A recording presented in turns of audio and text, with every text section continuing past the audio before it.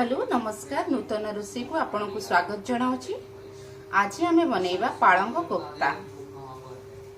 तापाई जो सामग्री गुड़ाक दरकार प्रथमे आम पालंग कोफ्ता बनैबा तापर ता ग्रेवी बनैबा।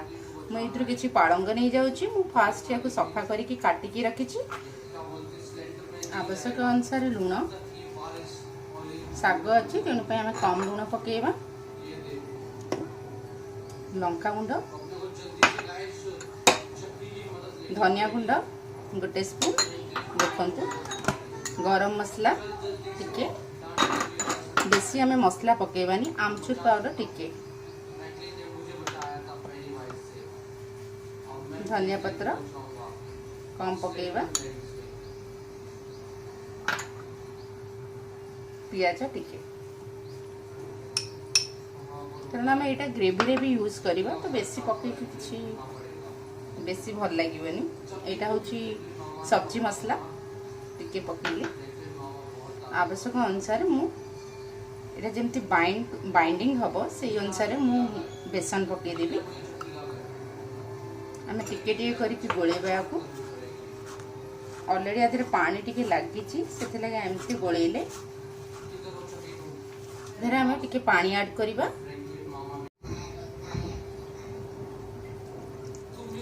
पानी ऐड कर देबे। देखंतु पालंगटा बाटरटा बनी गलानी। देखंतु हम तेल गरम हो गलानी।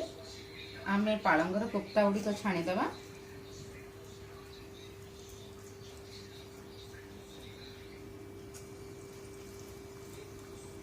एई परि भाबरे आमे सब पालंग पकुड़ी गुडी को छाणी देबा। आमे मीडियम फ्लेम रे छाणी देबा। गोल्डन ब्राउन हो गले आम आपको काढ़ी दबा। देखंतु मो कोफ्ता गोल्डन ब्राउन हो गलानी। एबे मैं आपको काढ़ी देबी।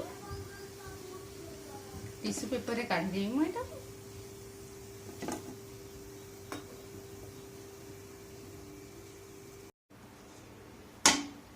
मो पालक कोफ्ता बनी जायछि तार ग्रेवीटा स्टार्ट करिवा। एबे मो फास्ट तेल नै जाउछि।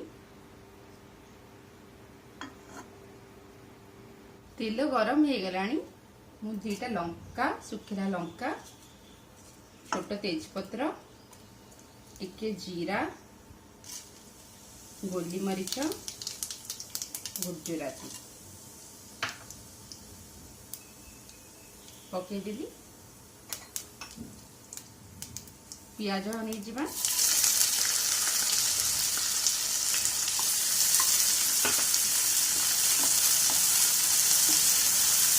गोल्डन ब्राउन होला पर्यंत आपको फ्राई करवा।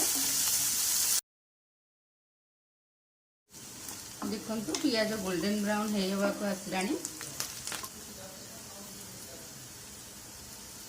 अदा और रसुण पेस्ट गोटे चम्मच टमाट दीटा काटी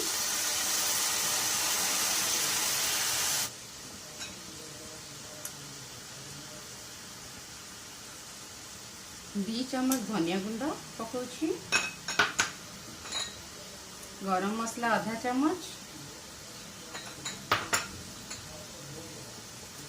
आमचूर पाउडर आधा चम्मच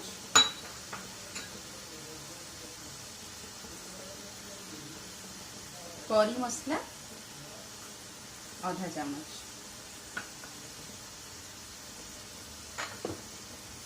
हलदी आधा चम्मच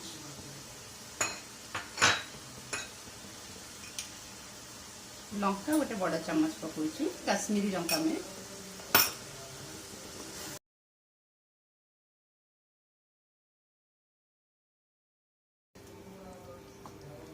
10 मिनिट पर्यंत एको आमे फुटेबा कसीबा।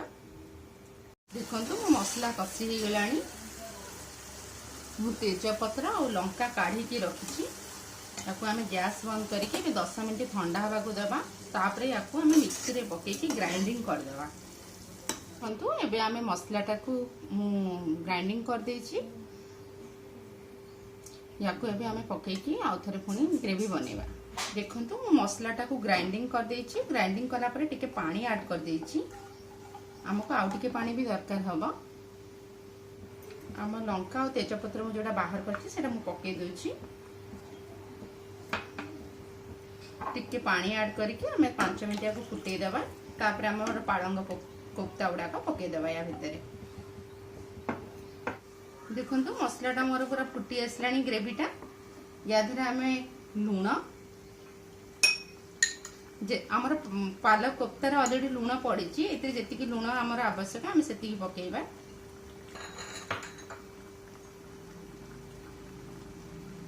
आउ एबे आमे पालक कोफ्ता गुड़िक पकई देबा या भितरे।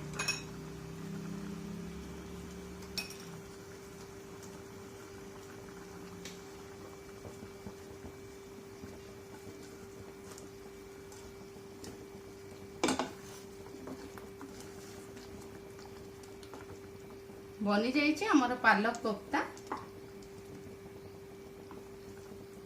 एथिरे हमें धनिया पत्र किछि ऐड कर दवा।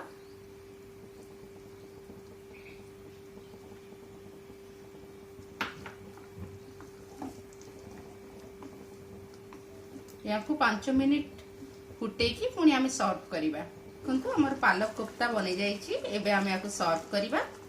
बहुत सुंदर देखाउछि, आपण निजे देखंतु।